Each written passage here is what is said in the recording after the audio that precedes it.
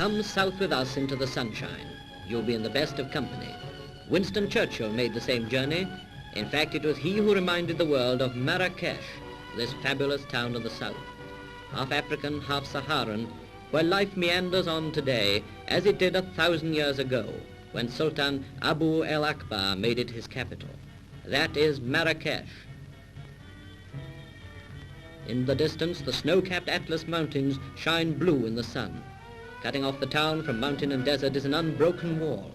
It was built centuries before by chain gangs of prisoners, captured by the warrior sultans of Marrakesh, or sold to them by the pirates of the Moroccan coast.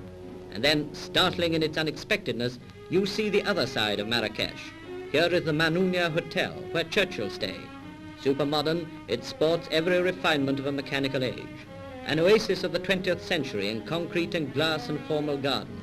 It is surrounded by a people who look as you imagined they did in Bible times. In Marrakesh, even in the depth of winter, oranges glow like golden glass balls. The sun shines on the date palms, and the wide streets of the European quarter look cool and inviting. Though even here the old breaks in on the new. The patient donkey trots on a surface designed for limousines. You pass women wearing the traditional yasmak, women whose face no man except their husband must ever look upon.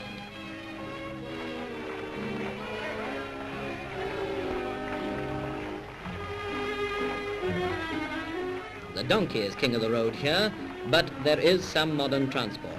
Not quite like a British bus, perhaps, but there are no luggage restrictions. And if you prefer to stand on the top deck, no one will stop you. In the streets, many-colored robes mingle with the older-fashioned white, and the children wear their hair shaven with this peculiar twisted pigtail.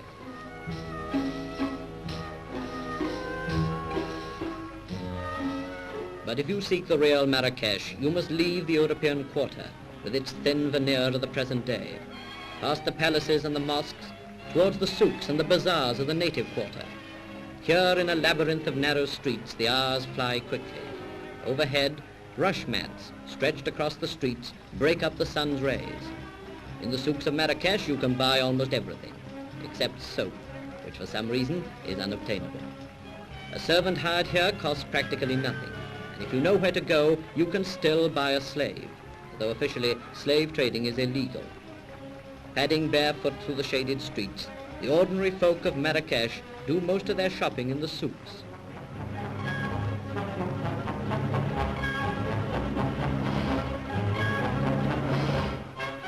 Even here, the West has caught up with them. On show are the latest things in underwear.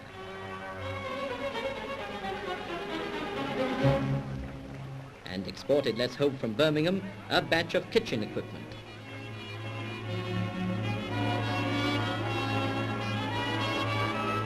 Alongside the new, squatting behind his wares, is the spice cellar.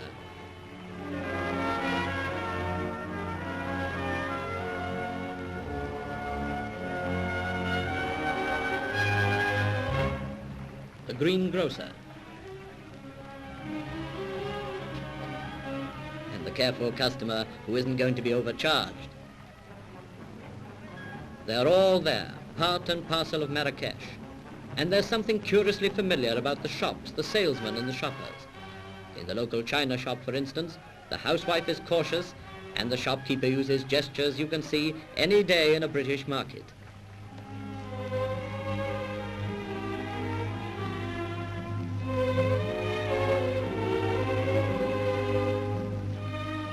In Marrakesh, time has paused in its tracks. To travel there by plane from London is an experience rather like going to sleep in one's own bed and waking up in the time of David and Goliath and the prophets of the Bible.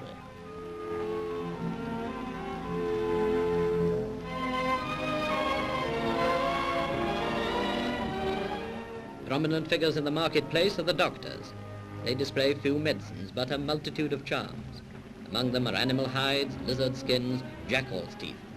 The teeth are supposed to make their owner irresistible to women. Around the streets, some refuse to have their pictures taken, especially the makers of opium pipes. But most have never seen a camera before. Every street has its quota of beggars, but the marketplace seems to be their gathering ground. Quite near and as busy as the narrower streets of the souks, you find the orange market.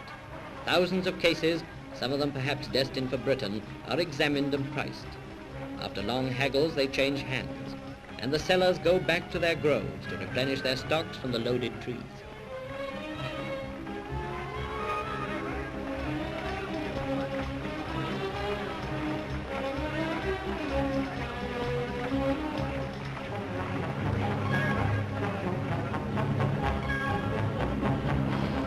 It's hungry work, even for the successful bargainers. Favorite dainties are a Moroccan version of the Indian chapati, this time fried in oil. Money is hard earned in Marrakesh, but if there are a few francs to spare, 10 to 1 it goes to the seller of Arabian mint tea.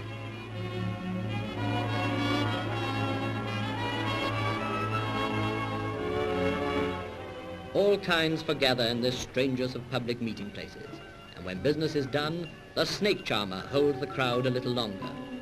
The routine has been the same for many hundreds of years. Probably it will not change for many hundreds more.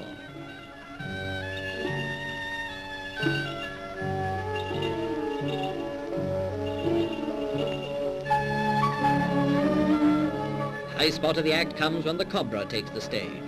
Its evil-looking flat hood bringing new thrills to an audience which has probably seen it all before.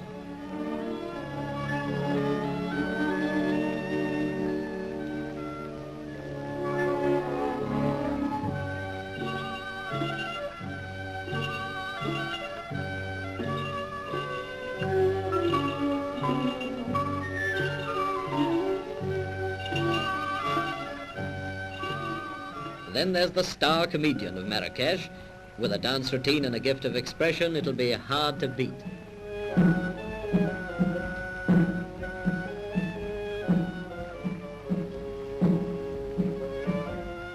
No less colourful is the grain market.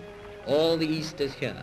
The East of the Arabian Nights with its romance and mystery, and rubbing shoulders with it, the grasping, bargaining, flea-bitten East of the street traders.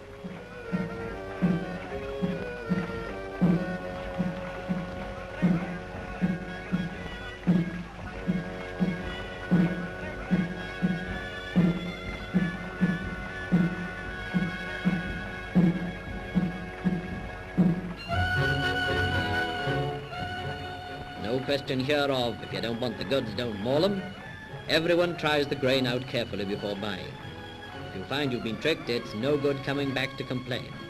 In the background, the old men argue endlessly. They do this every day, and no one knows who cheats whom. For all the charm of its shabby, sprawling, exciting streets and buildings, the true magnificence of Marrakesh is its people. Here you find the rugged Arab of the Sahara. Standing beside him, you may find the gentle-featured southern Berber or the dark-skinned half-Negro from the Niger Valley. These people and the fantastic mixture of their races have produced a type quicker-minded and more vigorous than can be found anywhere in the Sultan's empire.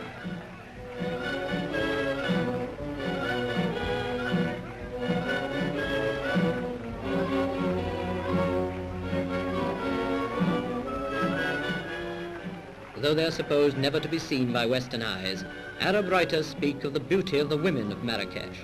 Certainly they walk with great dignity, their babies slung at their backs and carrying heavy loads on their heads.